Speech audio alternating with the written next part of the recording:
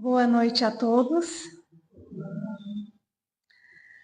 Que a doce paz de Jesus envolva os nossos corações em muitas bênçãos de luz, de paz, acalmando, serenando os nossos corações e as nossas mentes, que possamos a cada dia nos colocarmos mais receptivos para vivenciar os ensinos do Evangelho de Jesus.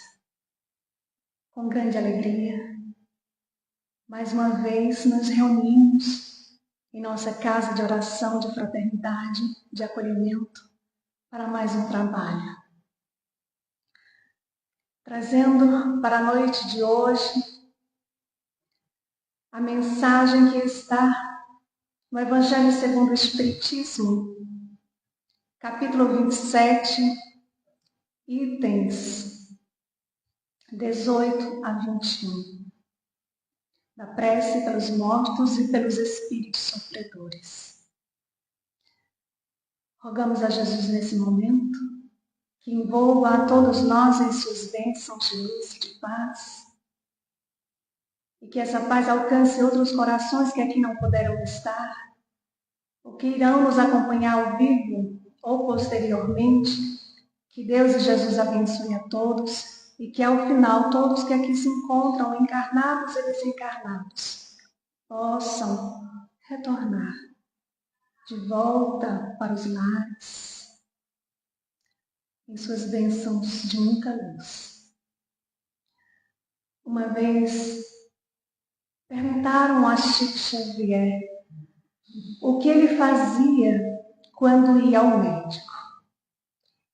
E ele dizia que sentava na sala de espera e a primeira coisa que ele fazia era uma prece. Senhor Jesus, permita que o profissional que vai me atender, que vai me examinar, possa acertar com o meu diagnóstico. O Chico demonstrava todo o respeito com os mentores do seu lado. Ali estava para uma consulta e fazia questão de mentalizar da sala de espera aquele profissional que iria atendê-lo com muito carinho. Será que nós temos a consciência do que seja realmente uma prece? Será que nós realmente temos a consciência do poder que a prece tem quando feita com o coração? O que nos dizem os benfeitores na questão 659 de Livro dos Espíritos? Eles afirmam que a prece é um ato de adoração. Orar a Deus é pensar nele, é se aproximar dele, é se colocar em comunicação com ele, com o nosso Pai, que nos criou, que nos ama infinitamente, que nos permite estar neste mundo físico, nesse grande planeta escola onde todos nós estamos matriculados, para que possamos nos elevarmos pelo arrependimento, pela reparação, pelo aprendizado. E os Espíritos ainda nos afirmam que pela prece nós podemos louvar, pedir e agradecer. Normalmente, nós temos um hábito mais de pedir. Pouco louvamos, pouco agradecemos. No livro Entre a Terra e o Céu, ali no primeiro capítulo, O ministro Clarencio nos esclarece ao dizer que cada prece, tanto quanto cada emissão de pensamento, se caracteriza por determinado potencial de frequência. A que frequência nós nos sintonizamos? Como está a nossa emissão de força, de pensamento? Porque ele também nos lembra que todos nós estamos cercados por inteligências capazes de sintonizar com o nosso apelo. Há quem diga assim: eu acho que minhas preces não estão sendo ouvidas. Eu oro tanto, parece que sou esquecida, parece que Deus me esqueceu. Não nos enganemos, porque Deus, que é o nosso Pai, infinitamente bom, justo, amoroso, Ele não esquece nenhum dos seus filhos. Ele envia os seus mensageiros para nos ajudar, nos aconselhar, nos orientar. Nós é que não estamos atentos às sugestões que sutilmente nos chegam em nosso pensamento. Nós é que muitas vezes não estamos atentos àquela voz que diga: olha, não faça isso, não vá por aí, tenha cuidado. Muitas vezes nós nos colocamos feito crianças birrentas, porque aquilo que recebemos não é exatamente aquilo que gostaríamos. Não nos esqueçamos de que todas as nossas preces, elas são ouvidas, elas são catalogadas e são direcionadas às respostas de acordo com a nossa necessidade, com o nosso mérito. A resposta pode não ser a que gostaríamos de receber, mas ela é a necessária. E muitas vezes, quando a gente diz: meu Deus do céu, não era isso que eu esperava, e lá na frente a gente diz: graças a Deus, que bom que foi assim. Deus sabe de tudo, sem dúvida alguma. Certa feita, o Chico estava perto de um trem que ia partir. E ele estava ali, olhando uma senhora que estava muito aflita, porque ela queria muito pegar aquele trem. E ela estava tão ansiosa, tão angustiada, com medo de perder aquele trem naquela época. Ela estava assim, rente com o trem, mas ela não conseguia dar 2 passos para dentro do trem. E aí o Chico disse: eu vou ajudar aquela senhora. Sem que ela percebesse, ele vai por trás dela e a empurra para dentro do trem. Ela fica tão ansiosa, tão agarrada ali em sua angústia, que ela não teve nem tempo de olhar para trás, para ver quem tinha ajudado ela a entrar no trem. O trem sai. O Chico dá meia volta e faz o sentido contrário, vai andando. Lhe aparece o Espírito Emmanuel e diz: Chico, olhe para trás. Quando ele olha, o Chico vê, saindo do trem, uma nuvem de luz vindo em sua direção. E ao chegar nele, o inunda, o envolve o Chico, de tal forma que o Chico ficou todo molhado, como se tivesse chovido sobre ele.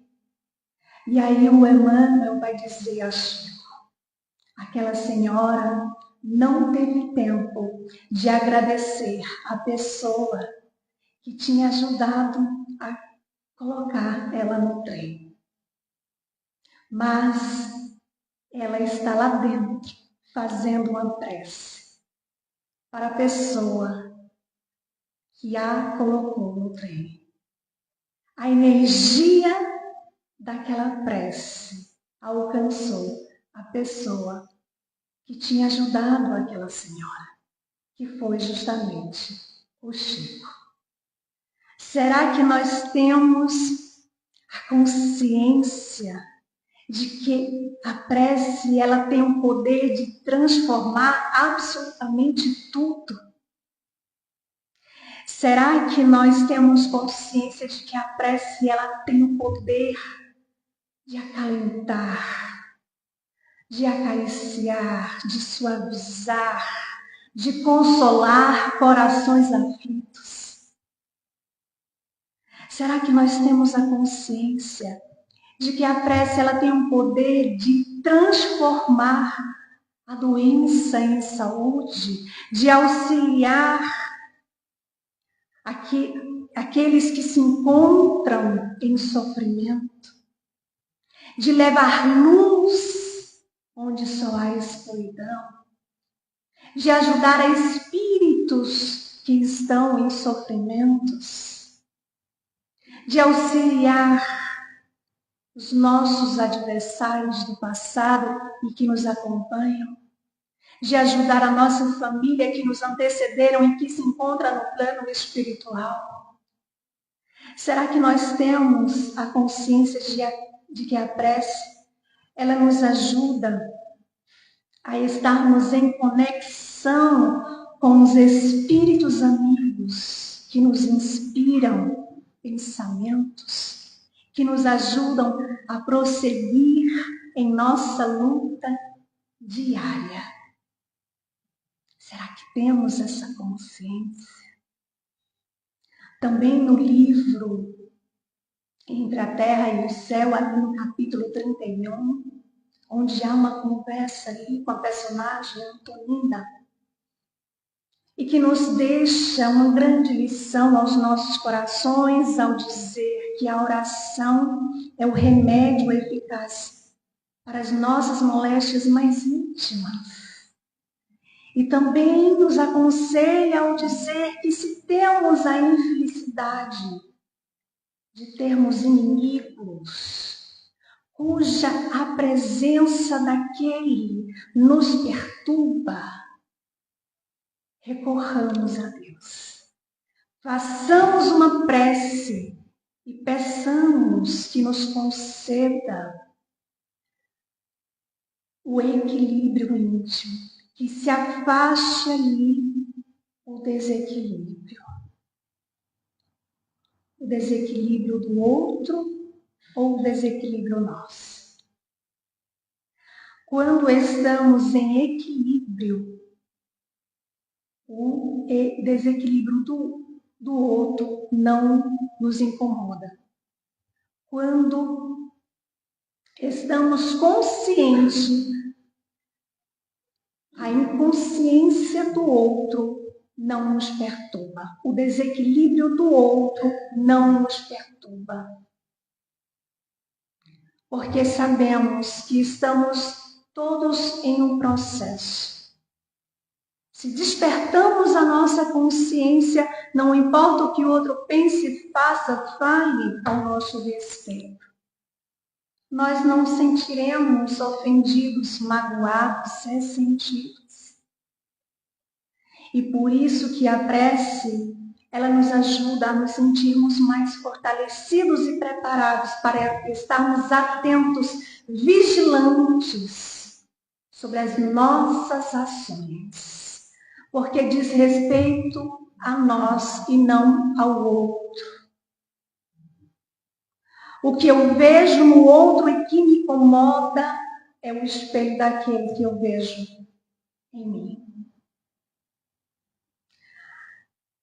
Portanto, nós vamos agora ao Evangelho segundo o Espiritismo, ali no capítulo 27, itens 18 a 21, que ali vai falar sobre os espíritos que reclamam por prece. Também vai falar daqueles que não admitem as preces pelos mortos. E por quê? Porque ainda estão na sua limitação de que a vida, ela inicia no berço e termina no túmulo. E depois, dependendo da denominação religiosa, ou o céu ou o inferno, o purgatório ou dormir eternamente. Mas nós sabemos que o céu e o inferno é um estado de consciência. Nós sabemos que a vida continua. Nós sabemos que continuamos sendo quem somos. Então, que depende do uso que façamos no nosso livre-arbítrio, da dedicação no trabalho do bem, da dedicação de nosso aprimoramento moral, de nos esforçarmos para nos reconciliarmos com os nossos adversários no presente, como nos aconselha Jesus: reconciliai-vos com os vossos adversários enquanto estáis a caminho com ele, para que no amanhã não sejamos vítimas de encarnados e de companhias desencarnadas.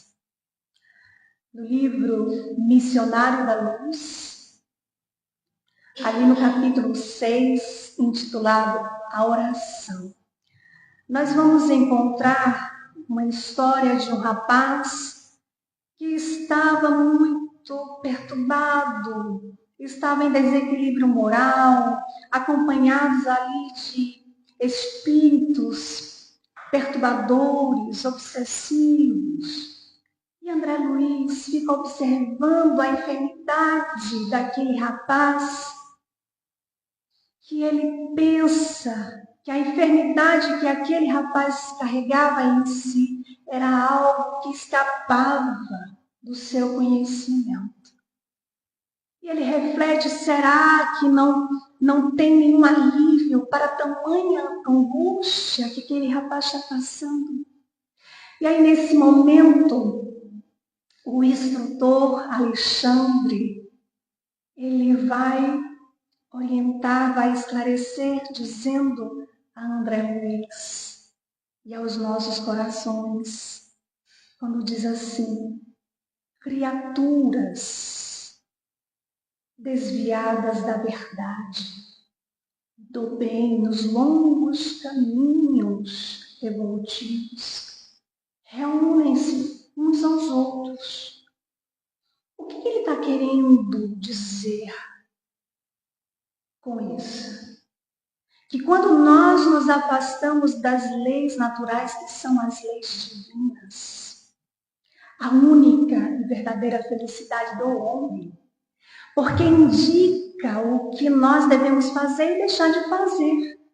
E nós só somos infelizes quando dela nos afastamos. Então, quando nós nos afastamos da verdade, do bem, das leis divinas do amor, nós nos desequilibramos, nós nos desarmonizamos e atraímos para junto de nós, nos reunimos com forças iguais, com as mesmas sintonias vibratórias, perturbadoras, desequilibradas.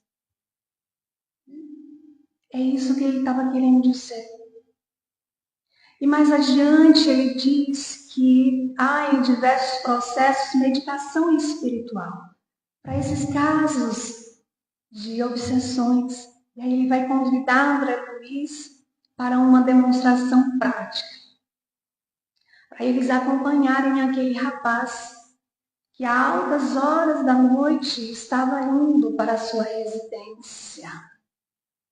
E André Luiz vai também com um grupo aí. Ao chegar na residência desse rapaz, a esposa dele já estava dormindo. André Luiz observa que após ele entrar, aqueles espíritos perturbadores, doentios, eles não conseguiram entrar. Por que eles não conseguiram entrar? E o instrutor Alexandre, ele vai lembrar André Luiz que a prece ele traça fronteiras vibratórias. E ele diz assim: aqui, André, reside um irmão que tem a felicidade de cultivar a oração fervorosa e reta. E aí, enquanto o rapaz está ali se organizando para ir para o quarto dormir, Alexandre fica ali esclarecendo sobre aquele caso e vai lembrar que o lar não é somente moradia de corpos, de encarnados, mas, acima de tudo, residência das almas. Não se enganem.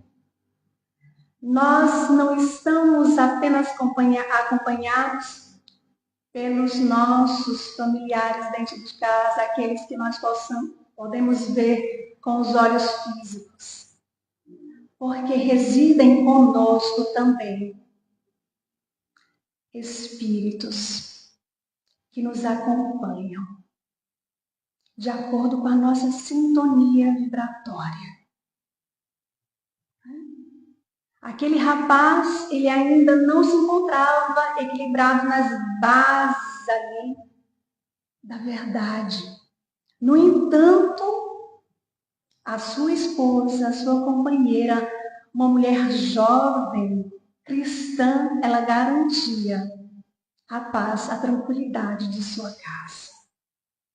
Vejam o poder que a oração ela tem.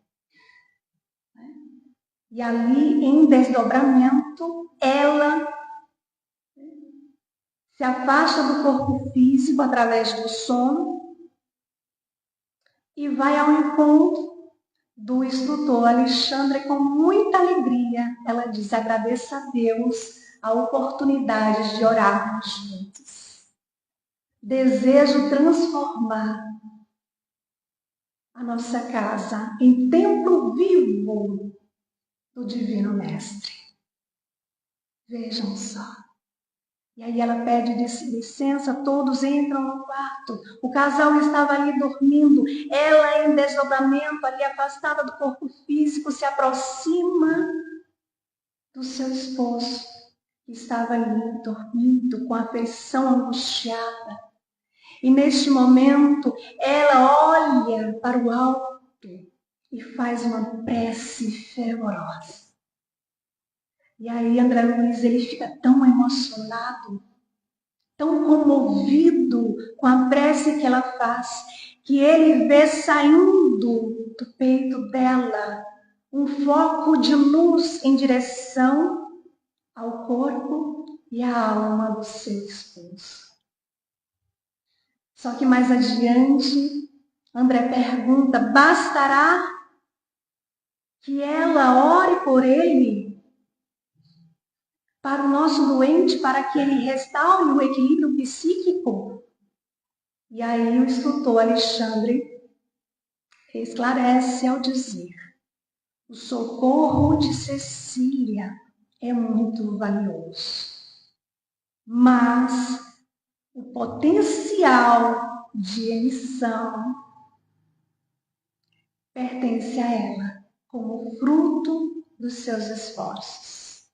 Então, o recurso ali da oração era para ele um acréscimo de misericórdia.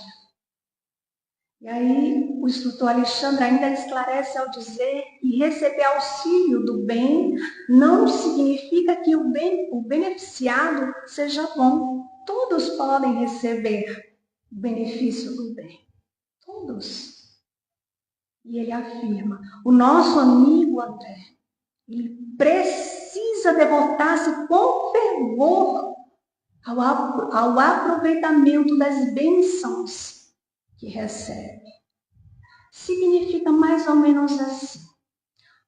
Um exemplo. Eu estou passando por uma situação difícil, estou ali com meu coração angustiado, apertado, e aí eu chego para a nossa irmã Daci, e eu digo, minha irmã, faça aí uma prece por mim, que estou precisando muito, estou com os problemas aí, meu coração está apertado, ora aí por mim. E ela disse, não, pode deixar, pode contar comigo, eu vou orar. Bastará que ela ore por mim para que eu resolva as minhas questões internas?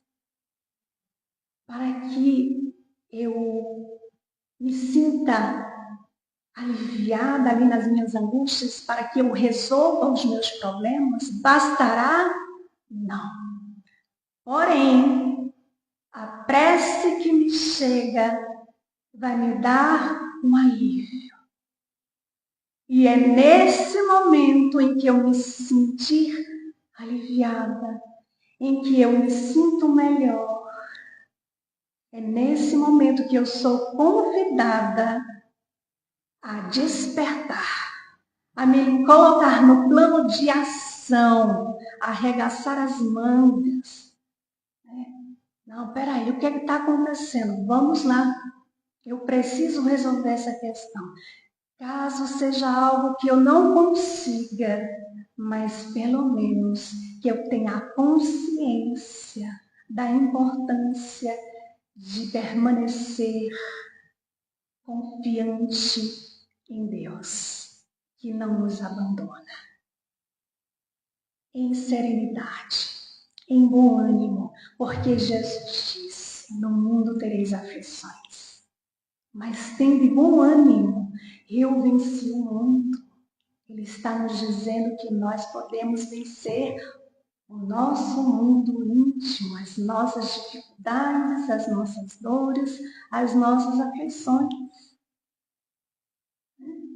Então não basta apenas orar, é preciso arar, trabalhar, nos colocarmos no trabalho do bem, buscarmos o equilíbrio para que possamos atrair também forças equilibradas. Lembremos, o espírito daquele que ora age por sua vontade de fazer o bem. Pela prece, atrai para si bons espíritos que se associam ao bem que se quer fazer. Está em O Livro dos Espíritos, na questão 662. Chico, ele levantava sempre muito cedo. E um dia, ele se preparando para ir para o trabalho, foi na charrete, ele trabalhava na fazenda, e no caminho encontrou um amigo chamado Flaviano. E o Flaviano pergunta, ô Chico, você sabe quem morreu? Ele disse, não. Ô Chico, o Juca, o seu ex-patrão. Coitado, Chico. Morreu na miséria, não tinha nem o que comer. E o Chico fica muito comovido, tira um lenço do bolso para enxugar suas lágrimas e diz, coitado, a que horas vai ser o enterro? Ah, Chico, a qualquer hora ele vai ser enterrado como indigente no caixão da prefeitura.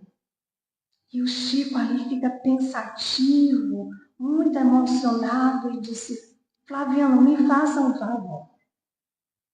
Vá lá na casa onde ele faleceu e peçam que espere um pouquinho, porque eu vou ver se eu consigo comprar um caixão, nem que seja mais barato. E aí ele foi, ele desce da charrete e manda um recado para o seu chefe.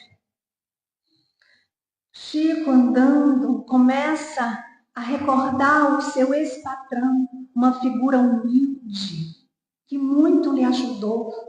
E nesse momento, ele faz uma prece a Jesus, dizendo: Senhor, trata-se do meu ex-patrão, um homem bom, humilde, que tanto me ajudou, que me socorreu nos momentos mais difíceis, que me deu emprego e com esse emprego eu ajudei a minha família. Permita, Senhor, que eu lhe pague, em parte, a gratidão que lhe devo. Ajuda-me, Senhor. E aí, nesse momento, o Chico tira o chapéu, vira o chapéu e sai de porta em porta pedindo esmola para comprar o caixão para o seu ex-chefe. Em pouco tempo, Pedro Leopoldo, em peso, estava sabendo dessa atitude do Chico. Todos ficaram muito comovidos. O pai do Chico tentou impedir. E o Chico disse: não, meu pai, eu não posso deixar de pagar tamanha dívida com aquele que tanto nos ajudou. E ele sai andando e esbarra com um cego muito conhecido na cidade, que gostava muito do Chico, que lhe pergunta: por que tanta pressa, Chico? E o Chico diz: ah, meu amigo, meu ex-patrão, ele faleceu, preciso comprar um caixão para ele, senão ele vai ser enterrado como indigente. Nossa, Chico, coitado do seu Juca. Sério mesmo? Meu Deus, espera aí, Chico. Eu tenho aqui o que arrecadei de esmola ontem e hoje. Fica para você. Aí deu o Chico. O Chico olhando para ele com os olhos sem vida, mas cheios de lágrimas. Chico, então, muito emocionado, disse: obrigada, meu nego. Que Jesus lhe pague o sacrifício.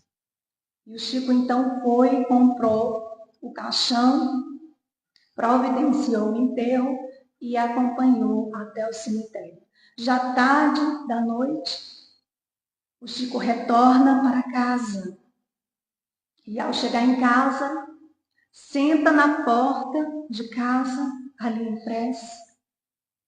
Os seus irmãos e o seu pai apenas o observam ali. Eles estavam muito comovidos também. O Chico faz uma prece para o seu ex-patrão, em silêncio. E aparece Emmanuel, que nada fala, apenas sorria. E o sorriso do seu bondoso benfeitor lhe dizia tudo. Naquele dia, e o Chico entendeu que naquele dia ele havia ganhado o dia. Porque ele pagara, em parte, uma dívida. E dava testemunho de gratidão, de humildade e de amor ao Divino Mestre. A vida não cessa. A vida é fonte eterna. E a morte é um jogo escuro das ilusões.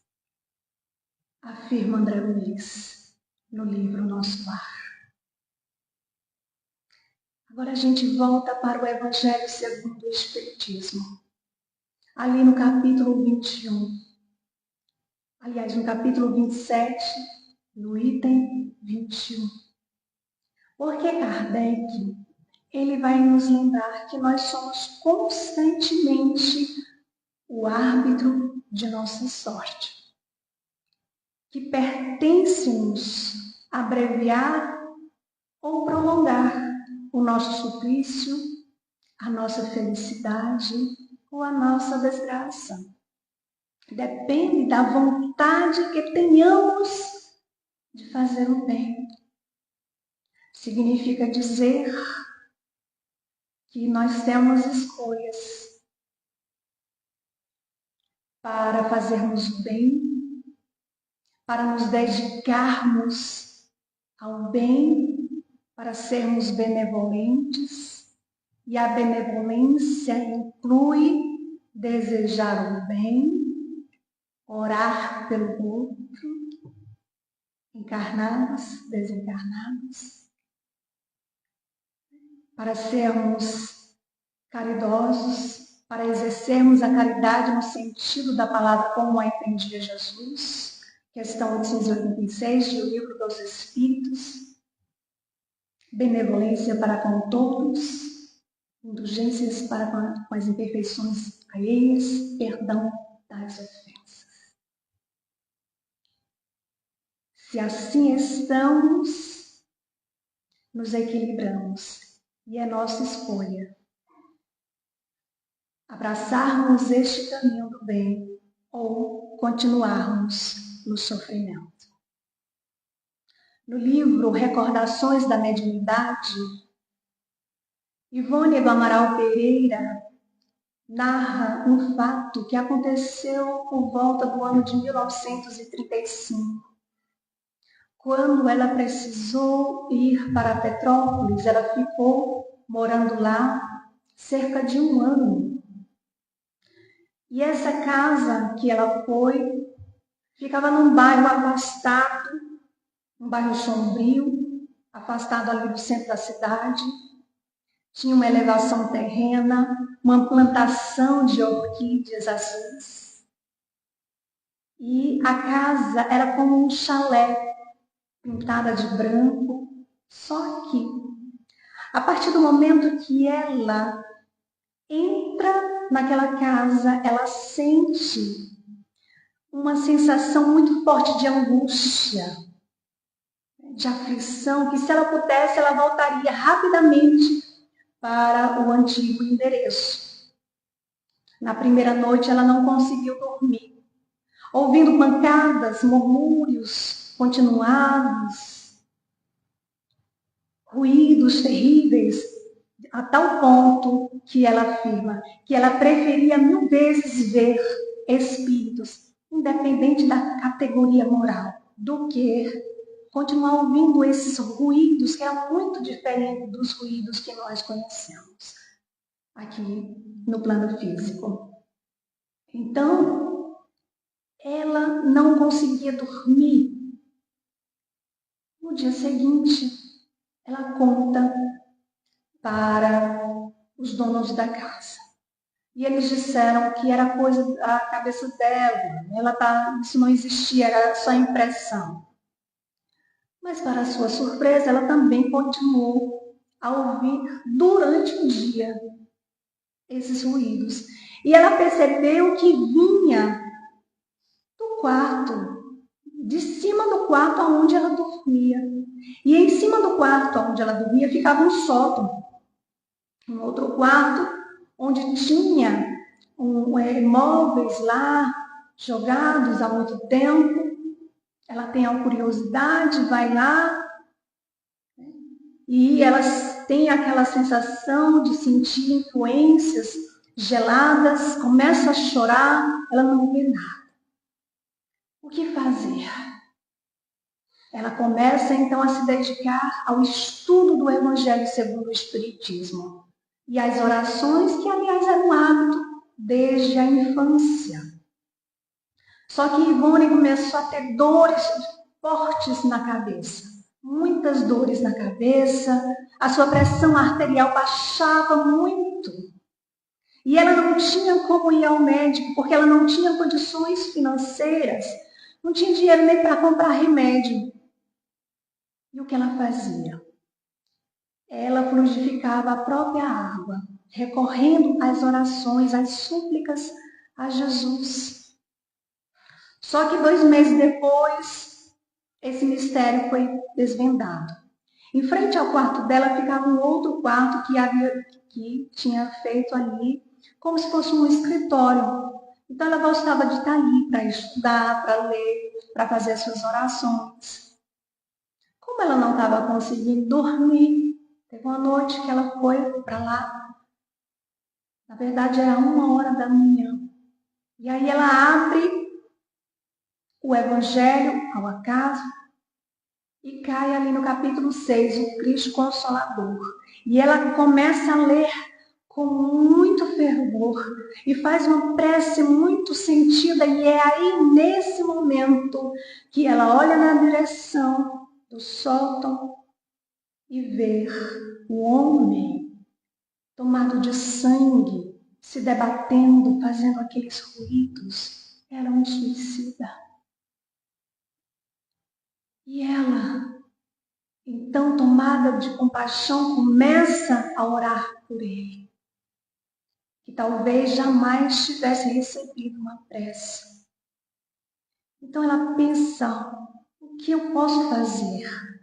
Orar por ele, emitir vibrações amorosas, rogar a Jesus que o ampare. E ela mentalizava Jesus, estendendo seus braços para ele.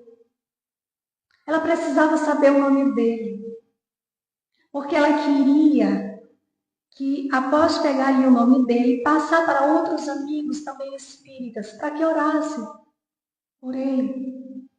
E aí ela vai, pergunta ao dono da casa quem havia morado antes dele. E ele diz que uns 10 anos antes morou ali a própria pessoa que construiu aquela casa, de origem alemã, chamado Guilherme. E ele estava passando muita dificuldade financeira, o que levou ele a escolher o suicídio. Então ele se suicida. E ela ali continua firme na prece, no Evangelho por ele. Ela ficou ali 1 ano. Só dias antes dela sair dali, foi que ela viu que aquele homem estava sendo socorrido pelos mensageiros de luz. E a gente pode perguntar, mas por que ele não foi socorrido antes, já que ela estava ali com tanto fervor por ele? Porque faltava para ele a vontade. A vontade de sair daquela situação. Lembramos do exemplo de André Luiz no livro Nosso Lar, que passa ali mais de 8 anos em sofrimento por suicídio inconsciente, a sua conduta moral desequilibrada. Mas ele ali não estava sendo visto, ele estava sendo acompanhado. A sua mãe sempre emitia preces para ele, sempre mandava preces para ele. Mas apenas no momento que ele teve a vontade firme e sincera de sair daquela situação no qual ele se encontrava, ele faz uma prece. E nesse momento que ele faz uma prece, os mensageiros de luz chegam e o levam para o nosso lar. Porque aqui devemos lembrar que os amigos espirituais, que Jesus, que Deus, nosso Pai, respeita as nossas escolhas. Então ali ele foi recolhido. E quando ele é recolhido para o nosso lar, ele quer saber quem orava por ele. Ele fica tão ansioso, né? Quer saber quem orava por ele. E aí ele descobre, tem até no filme Nosso Lar, que quem orava por ele era uma senhora que trabalhava na casa dele e uma outra senhora que levava o seu esposo para que ele atendesse em seu consultório. Lembrando que André Luiz era médico. Então, esse senhor chegava sempre no final da tarde para ele atender. E mesmo ele ali de mau humor, atendia aquele senhor. E a sua esposa era muito grata por isso e ela orou por ele. Então a prece ajuda a esse momento. Os espíritos sofredores clamam, pedem por prece, porque a prece os deixa menos desconfortados, eles se sentem menos infelizes. As orações para os espíritos ajudam a eles a reanimá-los, para que eles se elevem através do arrependimento e da reparação que todos nós somos convidados a passar. Mas para finalizarmos, eu trouxe aqui uma mensagem que eu queria ler para vocês, que é do livro da Esperança, capítulo 89. É bem curtinho. Quando o Espírito Emmanuel nos convida ao dizer assim: lembra-te dos mortos, auxiliando. Podes sim trabalhar em favor dos supostos extintos, lenindo-lhes, abrandando-lhes, suavizando-lhes o espírito com a frase benevolente, com o bálsamo da prece. Lembra-te dos mortos, auxiliando. Não apenas os vivos precisam de caridade, mas também os mortos do corpo físico, porque nós, seres espirituais, continuamos a sermos quem somos, continuamos a viver. Que Deus, nosso Pai, envolva a todos. Gratidão, muita paz.